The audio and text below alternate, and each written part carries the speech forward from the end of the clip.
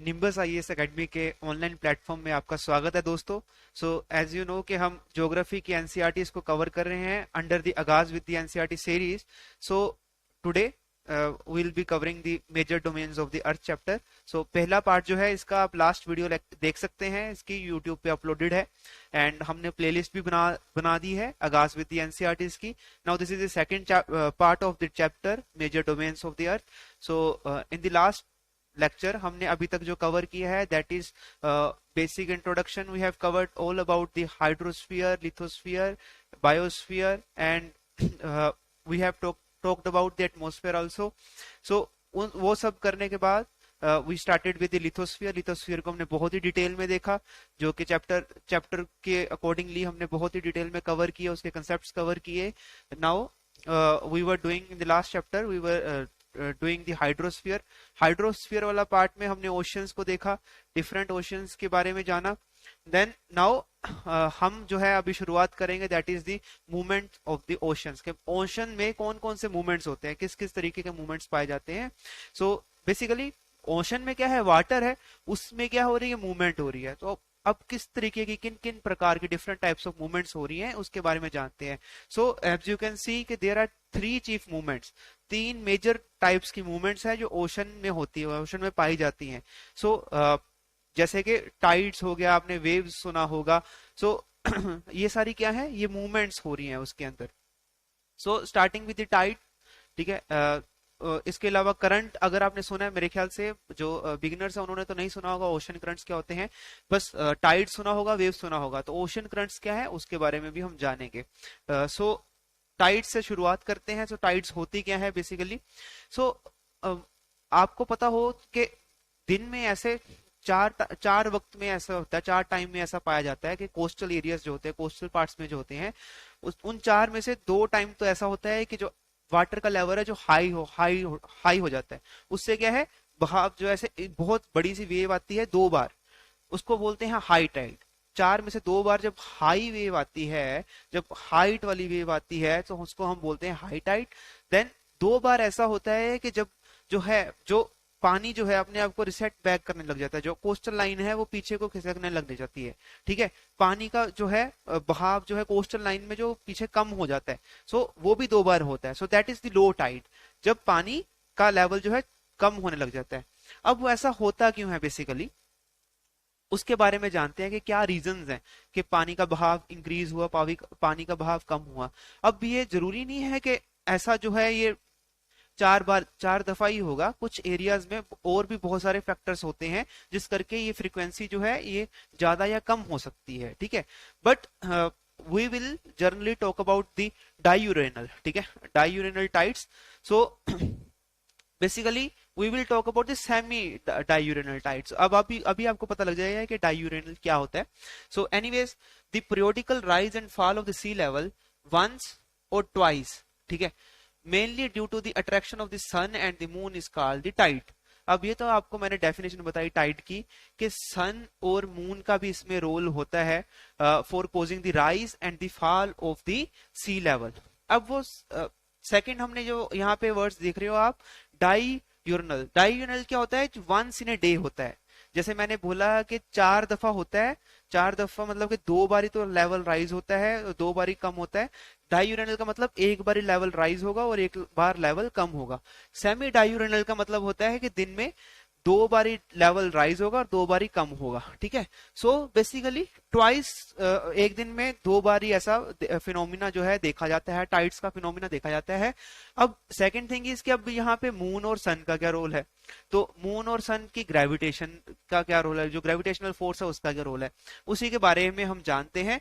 As you can see in this diagram, basically ये situation ये ideal situation है, आप इसको समझने के लिए इस डायग्राम के ऊपर ध्यान दें। बेसिकली क्या है, हमारे सामने है एक मून है, सन है और अर्थ है, तीनों के तीनों क्या है, एक ही लाइन में है, ठीक है। मून, सन और अर्थ जो है तीनों के तीनों एक ही लाइन में। तो ये बात तो पक्का हो गया कि जो मून है वो अपनी तरफ क्या खींचेगा, अर्थ को अपनी तरफ खींचेगा। जब अर्थ को अपनी तरफ खींचेगा, जो अर्थ के ऊपर पानी है उसको भी अपनी तरफ खींचेगा। ये बात भी क्लियर है हमें, ठीक है। ये नॉर्थ पोल है, ये साउथ पोल है। ठीक है। अब अर्थ में जो पानी है, मतलब कि ये इक्वेटर है, इक्वेटर के ऊपर जो पानी है उसको भी अपनी तरफ खींचेगा, मतलब ओवरऑल क्या हो जाएगा, इस साइड पे, क्योंकि यहाँ पे मून मून है, सन है, दोनों यहाँ पे ग्रेविटेशनल पुल कर रहे हैं, तो इस साइड पे क्या है, पानी को बाहर को बल्ज आउट हो जाएगा। ठीक है। अब जब ये बाहर को बल्ज आउट हो जाएगा और अर्थ क्या कर रहा है, हमारा रोटेट कर रहा है, तो ऐसा नहीं होगा कि इधर कम रह जाएगा, इधर सिर्फ बल्ज आउट रह जाएगा। क्योंकि अर्थ रोटेट कर रहा है तो एक सेंट्रीफ्यूगल फोर्स है, मतलब इस फोर्स को, इस ग्रेविटेशनल फोर्स को, ग्रेविटेशनल मून और सन के ग्रेविटेशनल पुल को काउंटर करने के लिए एक और फोर्स भी है, सेंट्रीफ्यूगल फोर्स, वो भी लगेगी। ठीक है। इस वाटर पे जो उसके बाहर अर्थ के अराउंड रोटेट हो रहा है वो भी इसके ऊपर लगेगी, एंड उसी से क्या होगा, दोनों साइड से ही बल्ज आउट हो जाएगा। ऐसा नहीं है कि जिस साइड पे मून और सन है उसी साइड पे जो वाटर है वो बल्ज आउट हो जाएगा, बट दूसरी साइड पे भी, जो ऑपोजिट साइड ऑफ जो अर्थ है उस साइड पे भी वाटर जो है बल्ज आउट हो जाएगा। ठीक है। चाहे आप देख सकते हो ये सबसे दूर है। क्यों ऐसा क्यों हुआ, क्योंकि सेंट्रीफ्यूगल फोर्स के कारण हुआ। सेंट्रीफ्यूगल फोर्स आप में से कई लोगों को नहीं पता होगा कि सेंट्रीफ्यूगल फोर्स बेसिकली क्या होता है, हम उसकी बात कर लेते हैं। जब हमने छोटी क्लासेस में जब हम साइंस की बुक्स पढ़ते थे, उसमें एक हमें एग्जांपल जो है सिखाई जाती थी। उसमें क्या था, एक स्टोन लिया जाता था, स्टोन के साथ थ्रेड बांधा जाता था और उसको घुमाने के लिए कहते थे, उसको घुमाने के लिए कहते थे, फिर वो एक ऑर्बिट में स्टोन जो है घूमता था। अब ऐसा, अब इस जो मैंने बताया सेटअप, जो स्टोन है और जो थ्रेड है, हमारा हाथ है बीच में, इसके अंदर कौन कौन सी फोर्सेस जो है रोल प्ले कर रही हैं बेसिकली। अब बेसिकली जो स्टोन के ऊपर एक तो बाहर की तरफ, मतलब के जो, जैसे मान लो ये थ्रेड है और ये स्टोन है, स्टोन के बाहर की तरफ एक फोर्स लग रही होगी, दैट इज सेंट्रीफ्यूगल फोर्स, और एक अंदर की तरफ फोर्स लग रही होगी, दैट इज सेंट्रीपिटल फोर्स। अब ये दोनों बैलेंस आउट करती है, इसीलिए वो गोल गोल घूम पाता है। अगर ये दोनों फोर्सेस नहीं होंगी तो क्या होगा, स्टोन जो है एक ही डायरेक्शन में फिर सीधा चले जाएगा। ठीक है। So this is about the centrifugal force. तो आई होप आपको ये समझ में आया।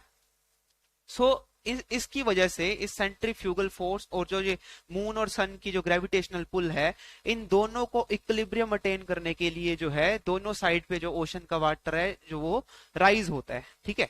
अब अर्थ तो रोटेट कर रही है। ठीक है। अब जैसे कि ये देखो, अर्थ तो रोटेट करेगी ना, ठीक है, ऐसे रोटेट कर रही है आपके सामने, पर वाटर इस साइड पे भी हाई रहेगा, उस साइड पे भी हाई रहेगा। अब जो जो कंट्री उस हाई वाले एरिया से गुजरती जाएगी, जो जो कंट्री उस हाई वाले वाटर के एरिया से गुजरती जाएगी, वहां क्या आ जाएगा, हाई टाइड आ जाएगा। और जो इस साइड पे, अब देखो बेसिकली, ठीक है, अब इस साइड पे भी पानी ज्यादा है, इस साइड पे भी पानी ज्यादा है, पर इस साइड पे पानी कम होगा।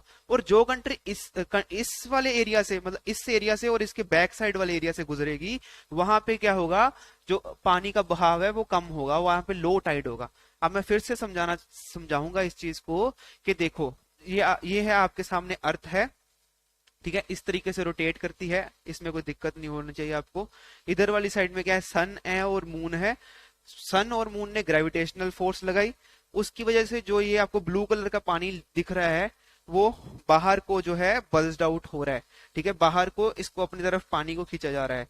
और जो अब क्योंकि इस साइड पे बाहर को आ रहा है तो उस साइड पे भी बाहर को जा रहा है, क्यों, मैंने आपको बताया कि एक सेंट्रीफ्यूगल फोर्स भी होती है।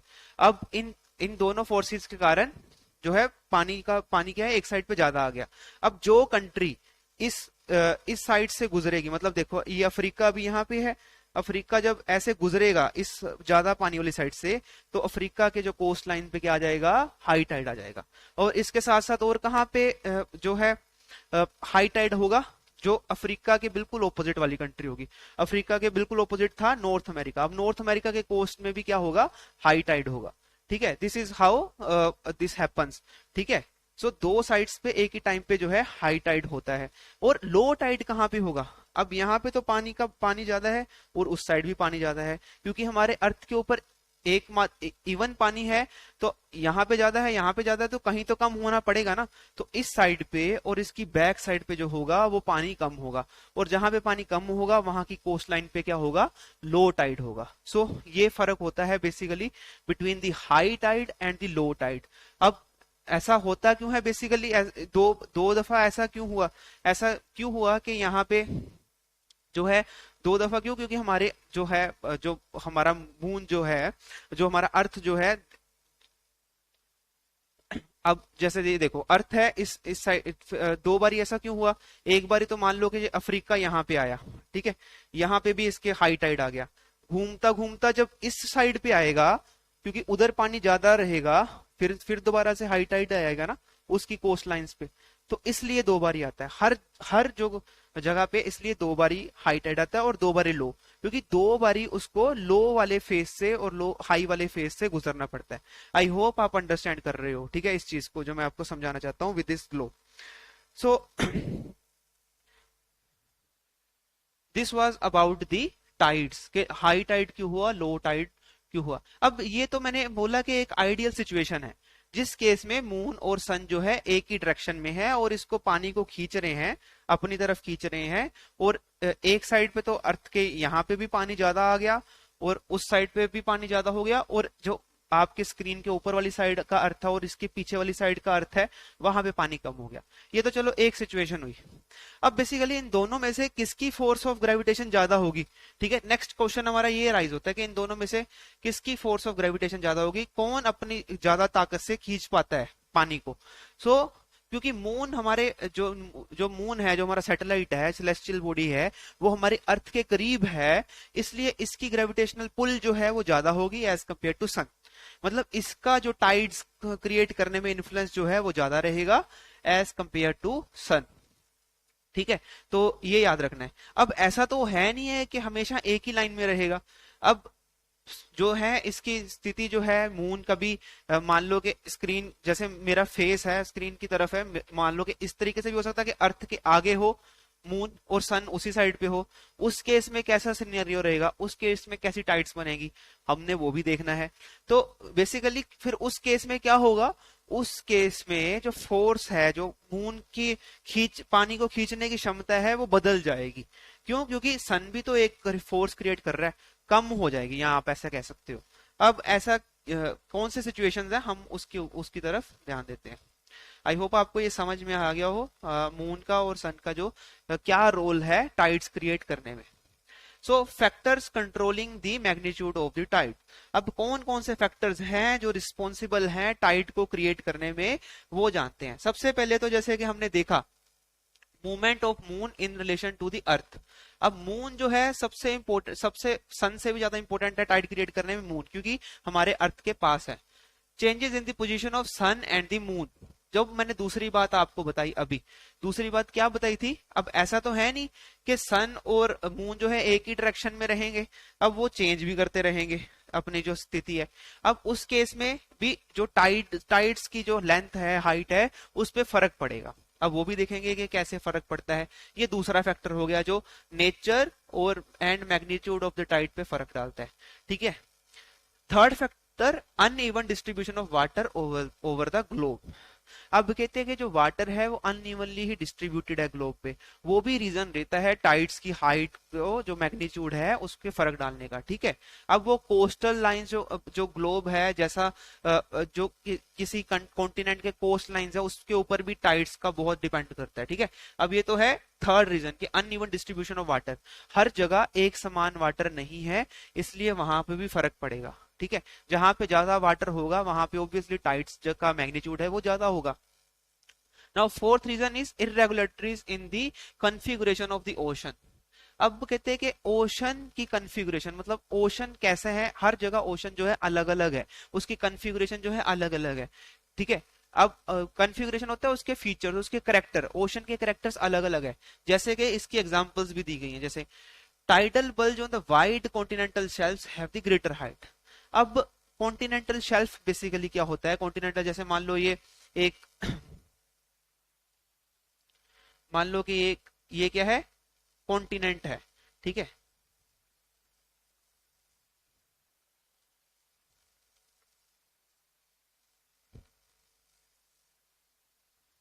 हमने एक डायग्राम भी देखी थी। ये क्या है, ओशन बेसिन है, ये कॉन्टिनेंट है। राइट हैंड साइड पे ये इधर वाली ये कॉन्टिनेंट है राइट हैंड साइड पे, और ये क्या है, ओशन बेसिन। अभी अभी दिखा क्लियर हो जाएगा आपको, ओशन बेसिन है इसके ऊपर क्योंकि पानी पड़ा है। ठीक है, ये क्या है, हमारा ओशन बेसिन है। ठीक है, हमने कल इसकी डायग्राम भी देखी थी, अगर आपको याद हो। तो बेसिकली कहते हैं कि जहां पे ये कॉन्टिनेंटल शेल्फ जो है वो बड़ी होगी, वहां पे ग्रेटर हाइट होगी। ये कॉन्टिनेंटल शेल्फ इसको बोलते हैं, इस एरिया को। ये जो जहां पे ये कोस्ट लाइन यहाँ पे खत्म हो जाती है, और यहाँ पे ये सारे एरिया को, जो पहली शेल्फ आती है उसको कॉन्टिनेंटल शेल्फ बोलते हैं। इसको बहुत ही डिटेल में देखेंगे हम लेटर क्लासेस में। सो इस कहते हैं कि अगर वाइडर होगी तो टाइड्स भी ज्यादा बड़ी होगी, टाइडल बल्ज भी ज्यादा होगा। ठीक है, अब ये भी कॉन्फ़िगरेशन पे डिपेंड करता है, ओशन की कॉन्फ़िगरेशन पे डिपेंड करता है। Second example is the shape of the bay and the estuaries along the coast line. अब बेस क्या होता है, बे ऑफ बंगाल जैसे।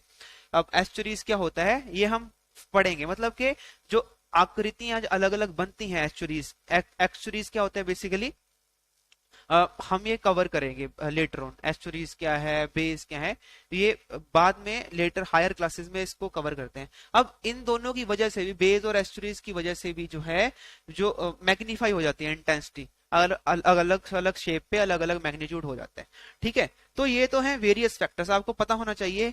आपको क्वेश्चन आ सकता है कि इनमें से कौन से फैक्टर्स पे टाइड का मैग्नीट्यूड और नेचर जो है डिपेंड करती है। ठीक है, प्रीलिम पॉइंट ऑफ व्यू से ये काफी इंपॉर्टेंट पॉइंट्स थे आपके लिए। ठीक है, आई होप आपको ये चीज समझ में आई हो। अब नेक्स्ट इज, जैसे कि मैंने वो कहा कि वो आइडियल सिचुएशन वाली डायग्राम बताई कि जब सन और मून जो है वो एक ही डायरेक्शन में है, एक ही साइड पे है। सो नेक्स्ट सिचुएशन क्या हो सकती है उसके अलावा, ये देखो ध्यान से। अब टाइड्स को हम क्लासिफाई कर सकते हैं सन और मून की पोजीशन से लेके। जैसे हमने जो पहली एग्जांपल देखी थी, वो एग्जांपल ये थी, ये अर्थ है बीच में, इस साइड पे मून है, इस साइड पे सन है। ये अर्थ है एक साइड पे मून है, एक साइड पे सन है। ठीक है, इस केस में क्या होगा, जो ये तो हमने पिछला केस जो अभी देखा था, ऊपर वाली साइड पे तो देखा था, वो केस देखा था कि दोनों सन और मून एक ही डायरेक्शन में खींच रहे हैं। आप देखो ये लेफ्ट हैंड साइड पे है, जो सन और मून जो है अपनी तरफ पानी खींच रहे हैं सारे का सारा। ये केस हम कर चुके ऊपर। अब इससे मिलता जुलता केस जो है इसके ऊपर वाला। अब इस केस में क्या है, सन एक तरफ से खींच रहा है, सन एक तरफ से बल्ज आउट कर रहा है पानी को, टाइडल बल्ज जिसको बोल देते हैं, और जो अब हमारा जो मून है वो एक साइड से कर रहा है।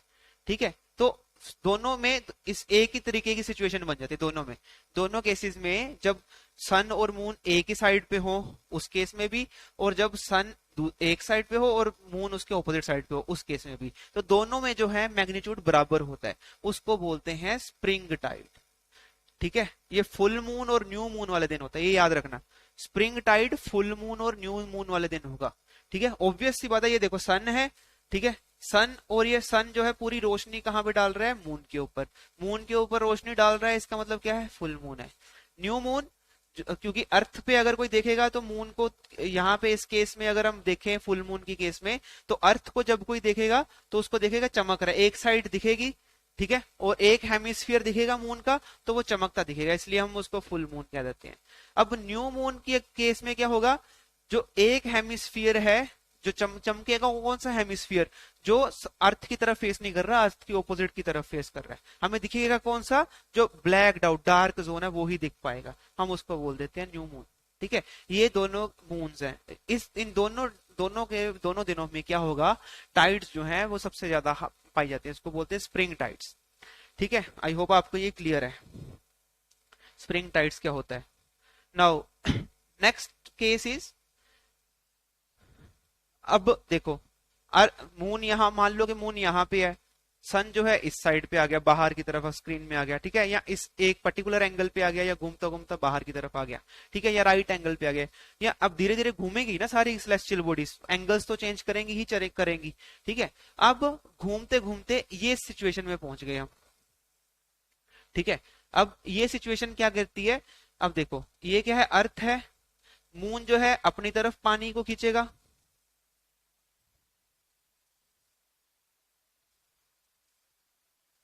मून अपनी तरफ पानी को खींचेगा, बल्ज आउट करवाएगा, उससे क्या बन जाएगी ऐसी सिचुएशन।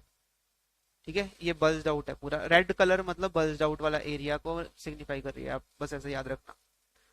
ठीक है, बट सन भी तो अपनी तरफ बल्ज आउट करवाने की कोशिश करेगा, नो डाउट उसका मैग्नीट्यूड कम होगा। तो ओवरऑल जो होगा, ओवरऑल क्या बनेगा, क्या स्प्रिंग टाइड जितना इन्फ्लुएंस हो मैग्नीट्यूड होगा, क्या स्प्रिंग टाइड जितना बड़ी टाइड्स बनेगी, हाइट बड़ी होंगी, नहीं। तो मैग्नीट्यूड इस केस में क्या होगा, कम हो जाएगा। क्यों? क्योंकि जो रिजल्टेंट फोर्स जो है वो कम हो जाएगी। अगर आपको याद हो, साइंस में हम पढ़ते हैं, मान लो कि एक पॉइंट पे अगर कोई एक तरफ खींचता है, कोई फोर्स लगाता है, कोई दूसरी तरफ फोर्स लगाता है, जो रिजल्टेंट फोर्स जो होती है वो कम हो जाती है, ठीक है।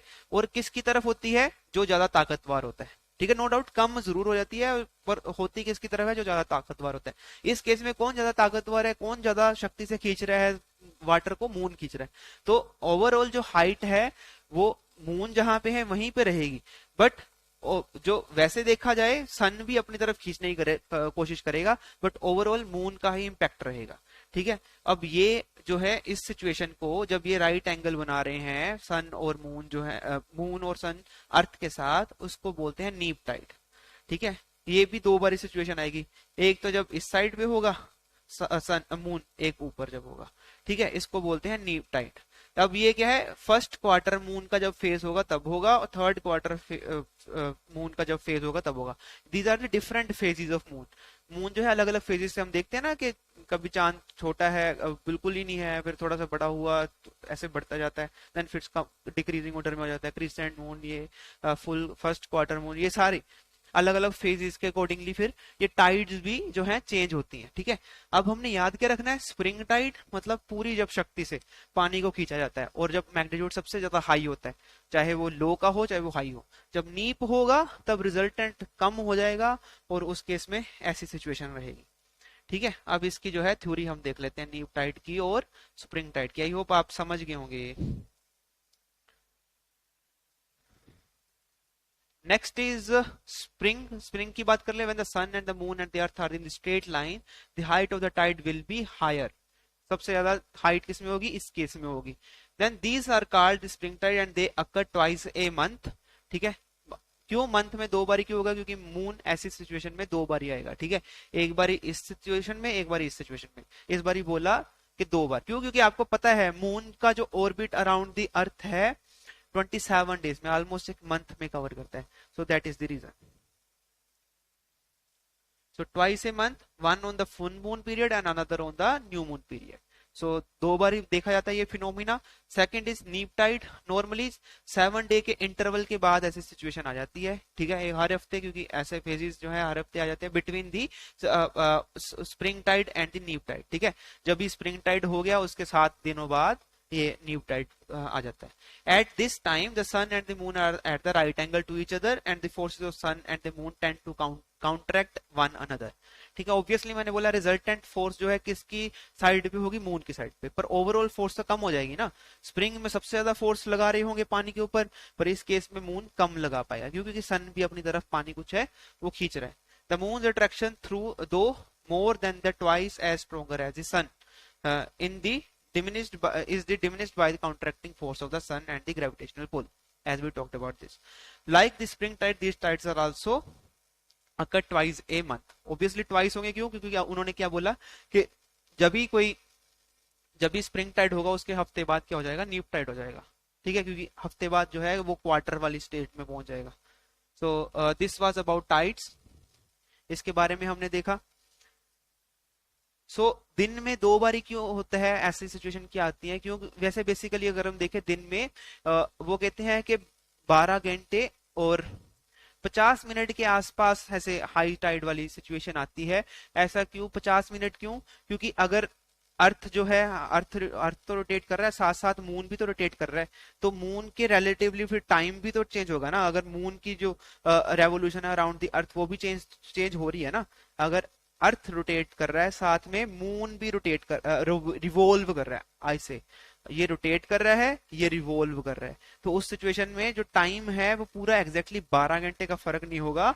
एक टाइड और दूसरी टाइड में कितना फर्क होगा? 12 घंटे 50 मिनट के आसपास फर्क रहेगा, ठीक है। So that was regarding tides. I hope you understand that topic.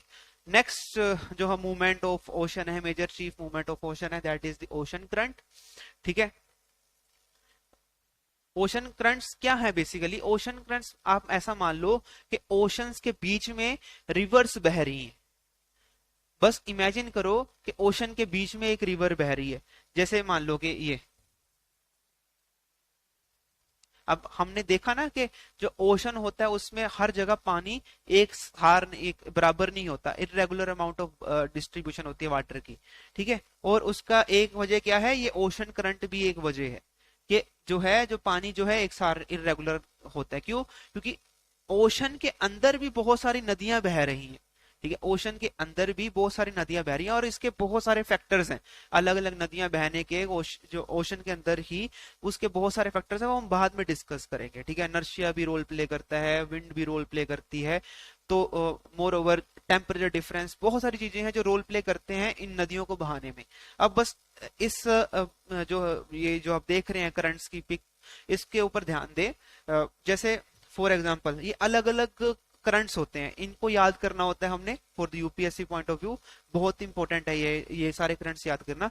But अभी के लिए आप छोड़ दो इसको यहीं पे, क्योंकि हम लेटर ऑन पूरी डिटेल में कवर करने वाले हैं। अभी बस आपको मैं ग्लिम्स बता रहा हूं कि ओशन करंट्स होते क्या हैं। तो ओशन करंट्स क्या है? River in the ocean. ठीक है, जैसे एक तरीके का पानी, जब जैसे मान लो ये इक्वेटर है हमारा। इक्वेटर में क्या है? इक्वेटर की ऊपर वाली साइड पे कौन सा करंट चल जा रहा है? देखो, ईस्ट से वेस्ट जा रहा है कौन सा करंट? Northern equatorial. इक्वेटोरियल का मतलब इक्वेटर वाला करंट। ये इक्वेटर के नॉर्थ पे जो करंट जा रहा है, नॉर्थ इक्वेटोरियल करंट। इक्वेटर के साउथ में जो जा रहा है, that is southern equatorial current. ठीक है, अब इन दोनों को काउंटर करने के लिए जो करंट आ रहा है, क्योंकि लेकिन जो नेचर है ना, वो इट्स ऑल अबाउट इक्विलिब्रियम। अगर कोई चीज बढ़ेगी, वो दूसरी जगह पे कुछ ना कुछ कम भी हो रहा होगा। ठीक है, अब ये चीज आप जो है धीरे धीरे रियलाइज करेंगे। ठीक है, अगर आपको कहीं पे गेन हो रहा है, वो दूसरी साइड पे लॉस हो रहा होगा, इसको हम ट्रेड ऑफ बोल देते हैं। क्यों? क्योंकि जो नेचर है वो इक्विलिब्रियम क्रिएट करने की कोशिश करती है। सो यही चीजें यहाँ पे करंट में भी ऐसा ही देखा जाता है। जैसे कि मान लो कि एक साइड पे अगर दो दो रिवर्स जा रही हैं ओशन में, सदर्न इक्वेटोरियल करंट की, और दूसरी साइड पे क्या है? एक काउंटर करंट आ रहा है। इन दोनों के बीच में से काउंटर करंट आ रहा है। वो कौन सी डायरेक्शन से आ रहा है? वेस्ट से ईस्ट की तरफ आ रहा है। उसको हम इक्वेटोरियल काउंटर करंट बोल देते हैं। क्यों ऐसा क्यों हो रहा है? ये सारा कुछ बैलेंस आउट करने के लिए, जो है इक्विलिब्रियम मेंटेन रहे, बैलेंस मेंटेन रहे, उसके लिए। ठीक है, ये एक जैसे करंट का नाम है। ये अलग अलग क्रोशियो करंट, ओयाशियो करंट। ठीक है, जैसे ये जो है ब्लू सी लाइन दिख रही है, ये ओयाशियो करंट की है, ये है क्रोशियो करंट की है। अब जहां पे ठंडा और गर्म पानी मिलेगा, वहां पे क्या होगी? फिशरीज, फिश इंडस्ट्री ज्यादा होगी। इस एरिया में जापान के पास फिश इंडस्ट्री बहुत ज्यादा भरपूर फैली हुई है। क्यों? क्योंकि यहाँ पे ठंडा और गर्म पानी आपस में मिल रहे हैं। और गर्म किसने किया? ये देखो, इक्वेटर के पास जो जो आपको रिवर्स दिखेंगी, मतलब ओशन के बीच में, वो क्या है? वो गर्म है। जो ऊपर से पानी आ रहा है, वो क्या होगा? ठंडा होगा। ठीक है, ये इस तरीके से अलग अलग करंट्स हैं। अभी ध्यान न दें इस पे ज्यादा, टेंशन वाले जिनको नहीं पता इन करंट्स के बारे में। ठीक है, फिलहाल के लिए आप ऐसे ही छोड़ दें। सिंपल ये चीज याद रखनी है, एक रिवर तो है वो ठंडे इलाके से मतलब ऊपर से नीचे की तरफ आ रही है। एक रिवर जो है इक्वेटर की तरफ, गर्म इलाके से ऊपर की तरफ जा रही है। ये दोनों रिवर जो है मिलके जो है करंट्स, अलग अलग रिवर्स ओशन के अंदर बना रही हैं। So these are the ocean currents. I hope you understand this.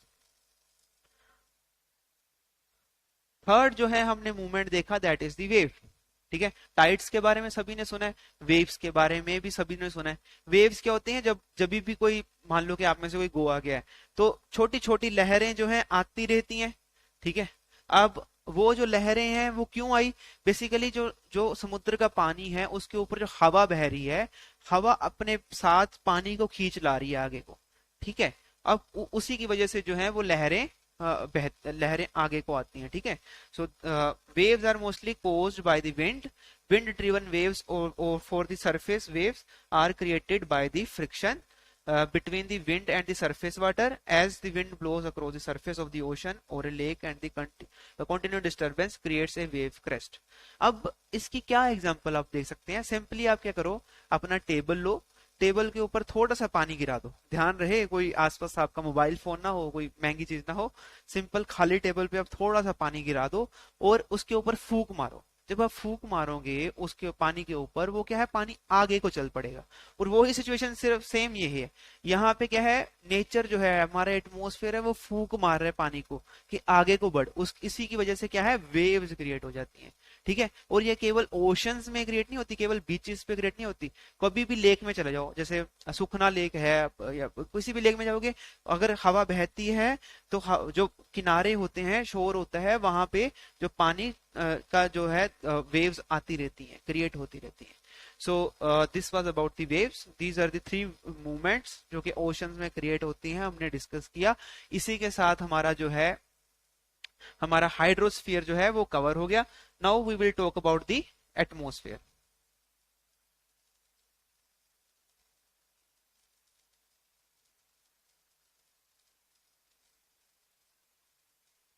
Okay, so talking about the atmosphere. अब एटमॉस्फेयर है तो है क्या, इसके बारे में हमने बात कर ली थी कि गैसेस की जो लेयर है अराउंड द अर्थ, ठीक है, इस जैसे कि ये मान लो ये अर्थ है हमारी, इसके अराउंड क्या है, गैसेस ही हैं, ठीक है, गैसेस की लेयर है, ठीक है, डिफरेंट डिफरेंट डेंसिटीज में पड़ी है।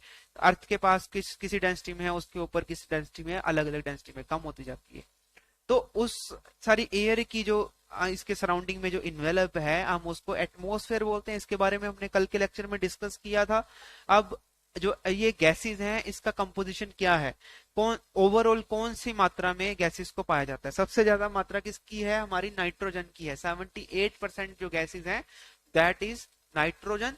देन उसके बाद ऑक्सीजन की बारी आ जाती है। 21% जो है हमारी ऑक्सीजन है, जो एटमॉस्फेयर है उसके अंदर ऑक्सीजन है। 0.9% आर्गोन, 0.1% अदर गैसेस।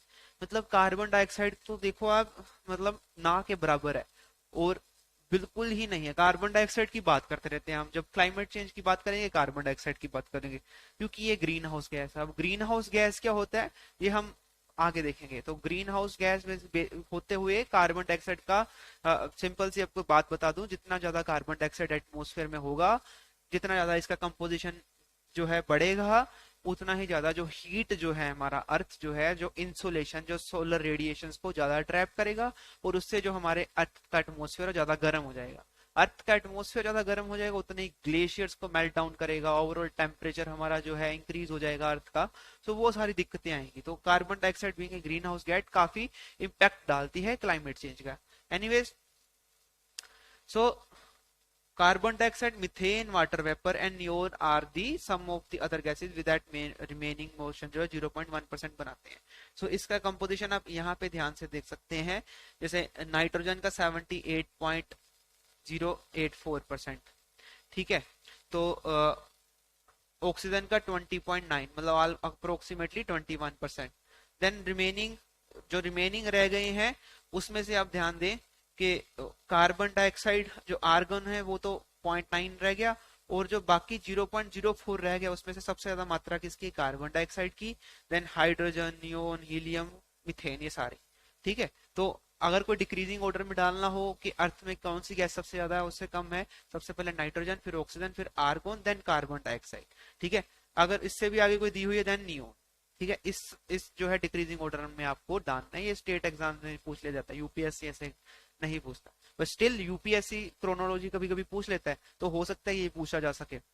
तो याद रखना इसकी जो कंपोजिशन है अर्थ की, ठीक है, क्योंकि हमें आइडिया नहीं ना होता कि जो नियोन वगैरह की, आर्गोन की कंपोजिशन ज्यादा है कार्बन डाइऑक्साइड से, तो इसलिए गड़बड़ कर देते हैं हम ऐसे सवालों में, ठीक है।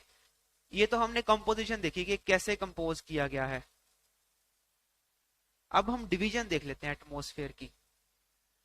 सो डिवीजन क्या है एटमॉस्फेयर की, मैंने बोला कि डिफरेंट डिफरेंट लेयर्स, गैसेस की लेयर हैं, ठीक है। जैसे सैंडविच में अलग अलग लेयर्स होती है ना, अलग अलग सामान की, पहले एक वेजिटेबल लगा दी, फिर दूसरी, फिर तीसरी, चौथी, वैसे ही जो है अर्थ के ऊपर जो है पहले एक तरीके की लेयर है, देन दूसरे तरीके की गैसेस की लेयर है, देन अलग तरीके की। हम उसके बारे में देख लेते हैं। Troposphere, stratosphere, mesosphere, thermosphere, exosphere, ये जो है ये लेयर्स हैं, ठीक है। Tropo, strato, meso, thermo and exo. अब इसको याद कैसे कर सकते हैं, याद जैसे कि ये एक निमोनिक है, इसको बोलते हैं mnemonic. The Superman's television exploded, कि सुपरमैन का जो टीवी है वो एक्सप्लोड हो गया। T4 troposphere, S4 stratosphere, M for mesosphere, T for thermosphere and E for exosphere. ठीक है। अब इन जो हमारी जो डिफरेंट डिफरेंट डिविजन्स हैं इस एटमॉस्फेयर की, इस हर एक डिवीजन में अलग अलग तरीके का काम होता है। ठीक है। जैसे बादल कहीं पे पाए जाते हैं, एयरप्लेन किसी लेयर में उड़ता है। ठीक है। किसी लेयर आयनिक फॉर्म में पार्टिकल्स पाए जाते हैं। ठीक है। किसी में टेम्परेचर किस तरीके से वेरी करता है, वो सारा हम डिटेल में करेंगे बाद में। ठीक है। इस अभी तो बस आपको ये जानना था कि कौन कौन सी लेयर्स हैं, इसको आप याद रखना। अब इसी टॉपिक पे हम फिर से दोबारा आएंगे हायर क्लासेस में। सो ये डिवीजन की बात करी। अब रोल क्या है एटमॉस्फेयर का। सबसे पहले तो, क्योंकि ये भी एक बायोस्फीयर का बहुत इंपॉर्टेंट कंपोनेंट है, क्योंकि ये भी तो इंपॉर्टेंट है ना, लिथोस्फीयर हाइड्रोस्फीयर के साथ साथ एटमॉस्फेयर भी तो इंटरेक्ट करेगा, तभी तो लाइफ पॉसिबल होगी। So gases in the atmosphere supports life. दूसरा, it regulates the entry of this solar radiations. अब हमारे अर्थ का ना, जब हम हायर क्लासेस में पढ़ेंगे, एक हीट बजट होता है।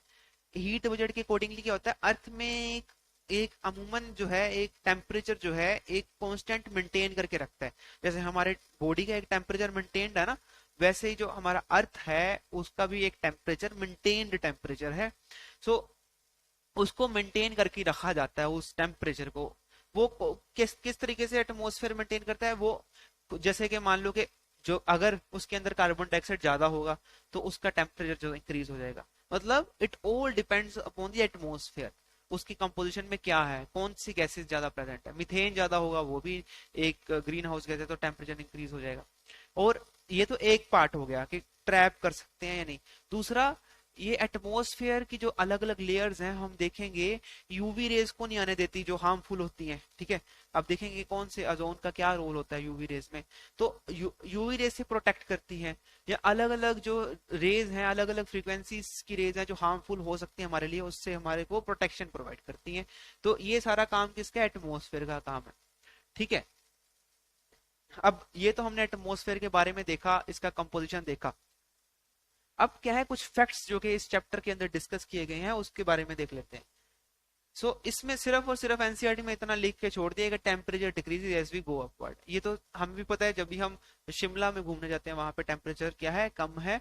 जब हम प्लेन एरिया में है, नीचे हैं सब प्लेन्स में, तब क्या है, टेम्परेचर हाई होता है। इसमें तो कोई दो राय नहीं है। पर क्या ये पूर्णतः सच है? क्या ऐसा ही सिचुएशन है, जितनी ऊपर जाएंगे उतनी ऊपर जो है टेम्परेचर हमारा डिक्रीज होता जाएगा? नहीं, तो ये सही सिचुएशन नहीं है। बेसिकली एक्चुअल में ये स्थिति है, टेम्परेचर पहले तो डिक्रीज होता है। ठीक है। फिर ये ट्रॉप अप हो जाता है। फिर क्या है, टेम्परेचर इंक्रीज होना शुरू हो जाता है। फिर डिक्रीज होता है मीजोस्फीयर में, फिर इंक्रीज होना शुरू हो जाता है। एक्सोस्फीयर में तो पूरा इंक्रीज एक्सपोनेंशियली, मतलब ये देखो एक्सपोनेंशियली ऐसे जो है टेम्परेचर हमारा धीरे धीरे जो थोड़ा थोड़ा जो है थोड़ा थोड़ा करके, एक्सपोनेंशियली वर्ड नहीं यूज करेंगे क्योंकि बहुत ही ज्यादा एकदम से इंक्रीज नहीं होता। यहाँ पे एकदम से इंक्रीज हो रहा है। ये देखो, जैसे यहाँ तक अगर हम अप्रोक्सीमेटली -100 था, और सीधा कितना, थोड़ी सी हाइट पे ही कितना चला गया, ये चला गया 200 500 के पार चला गया, 200 के पार चला गया डिग्री के। फिर ये इंक्रीज होता गया। ये एक्सपोनेंशियल नहीं है, तो ये दिखा ऐसा रहा है कि जैसे exponential. Anyways, so this was about the temperature variation. तो याद रखना है, इस जिगजैग मूवमेंट पे पहले डिक्रीज, फिर इंक्रीज, फिर डिक्रीज, फिर इंक्रीज। ठीक है, देन इंक्रीज होता गया। So this is the actual situation. ऐसा नहीं है कि जैसे जैसे हम ऊपर जाएंगे तब डिक्रीज ही होता जाएगा, नहीं, ऐसा बिल्कुल नहीं है। नेक्स्ट थिंग जो उन्होंने डिस्कस करी थी, atmosphere exerts pressure on the earth. अब एटमोस्फियर का जो है, जो जो अर्थ के ऊपर प्रेशर क्रिएट करेगा। अब जैसे मान लो ये हमारा अर्थ है, ठीक है, इसके ऊपर ये रहा इंडिया, आप इसके ऊपर ऐसे स्टैंड कर रहे हो, खड़े हो, ठीक है, इस तरीके से आप खड़े हुए हो इंडिया के ऊपर। अब जैसे आप इंडिया के ऊपर खड़े हुए हो, उसके ऊपर क्या है, एटमोस्फेयर है, गैसेज है। अब जितनी भी गैसेज हैं उसका भार क्या है, हमारे ऊपर आ रहा है। ठीक है, मतलब अर्थ के एज ए होल, पूरे के पूरे ग्लोब के ऊपर क्या है, जो अर्थ की गैसेज का जो प्रेशर है वो ऊपर आ रहा है। क्यों? क्योंकि जो अर्थ की गैसेज को खींच रहा है ना हमारा ग्रेविटेशनल फोर्स जो है, ठीक है, तो इसीलिए जो टिका हुआ है हमारे ये गैसेज अराउंड, तो उसका जो सारा का सारा भार जो है वो अर्थ के ऊपर पड़ रहा है। तो अर्थ का जो एटमोस्फेयर है वो इसके ऊपर प्रेशर एक्सर्ट करता है। जहां पे फोर्स होगा वहां पे प्रेशर तो होगा ही होगा। तो अर्थ का जो एटमोस्फेयर है वो प्रेशर क्रिएट करता है, हमारी अर्थ की सरफेस के ऊपर, हमारे अर्थ के सारे ऑब्जेक्ट्स के ऊपर। सो that is basically atmospheric pressure. ठीक है। हमारे सिर्फ यहाँ एनसीईआरटी में इस चैप्टर में सिर्फ इतनी लाइन लिखी थी, atmosphere exert the pressure on the earth. तो बेसिकली एक्चुअल सिचुएशन है कि सी लेवल पे अगर हम बात करें तो कितना प्रेशर होता है। सो दैट इज एटमॉस्फेयर का 1034 ग्राम पर स्क्वायर सेंटीमीटर, इतना प्रेशर एक्सर्ट होता है। ठीक है, मतलब 1034 ग्राम, मतलब एक स्क्वायर सेंटीमीटर पे, मतलब मान लो अगर ये इतना स्क्वायर सेंटीमीटर है,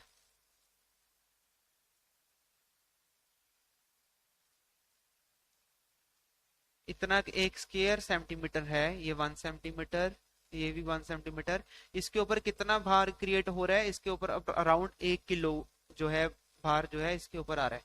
कब, कहाँ पे, सी लेवल पे। ठीक है, सी लेवल पे 1 सेंटीमीटर के ऊपर 1 किलो भार आ रहा है। आप खुद इमेजिन कर सकते हो कितना ज्यादा प्रेशर है। बट अगर हम सी लेवल से ऊपर आते जाएंगे तो वो प्रेशर जो है कम होता जाता है। ठीक है, क्योंकि डेंसिटी जो है वो कम होती जाती है। सो इट वेरीज, ठीक है, place to place and with height. So the varies from the place to place. Some areas experience high pressure and some areas experience low pressure. ठीक है। सो this was about this chapter. हमने इसको पूरे detail में cover किया, 2 parts में cover किया। सो I hope आपने अंडरस्टैंड किया and thank you so much for watching the videos. अगर आप इसको पसंद कर रहे हैं, हमारे कंटेंट को, हमारी वीडियोस को, अगर आपको नॉलेजेबल लग रही है इन वीडियोस को, प्लीज लाइक करें और सब्सक्राइब करें हमारा चैनल। निम्बस आईएएस के नाम से हमारा चैनल है। So please do that and notifications भी ऑन कर लीजिए, तो सो दैट जब भी वीडियोस आती हैं हमारी, जब भी हम नई वीडियोस अपलोड करते हैं, आप उनको देख पाए। ठीक है, आई होप आप अपने नोट्स बना रहे हो, हमारी वीडियोस देखते हो और आपको बेनिफिट हो रहा है। So thank you all of you once again.